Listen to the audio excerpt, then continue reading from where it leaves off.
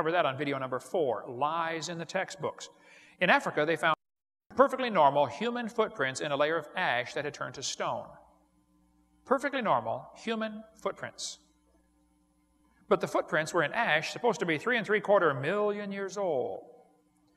They studied the footprints and said, wow, these footprints are exactly the same as ours today. Russell Tuttle, University of Chicago, studied the footprints carefully. He went and found a place where people never wear shoes. They never wear shoes, ever. And he studied their footprints. He had them run through the mud, walk through the mud, jog through the mud, trot, skip. He said the footprints of these people that never wear shoes are exactly like the footprints found in Laetoli, Africa. Identical.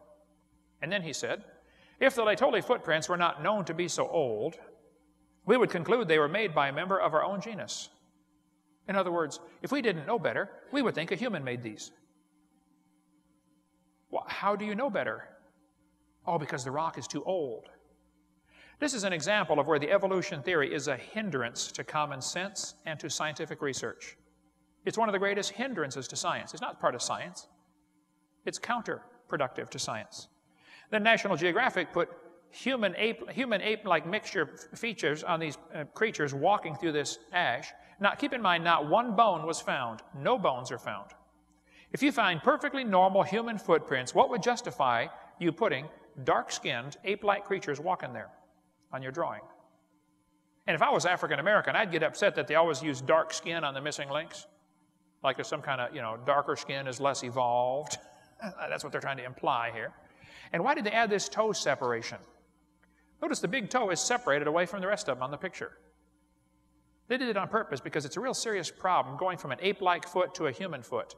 Apes have a toe that sticks off to the side like a thumb. That's so they can grab a tree branch and hang by their back feet. You can't do that, okay? If you want to practice it, I'd suggest you start on a low branch for practice, okay? Because you're going to hurt your head.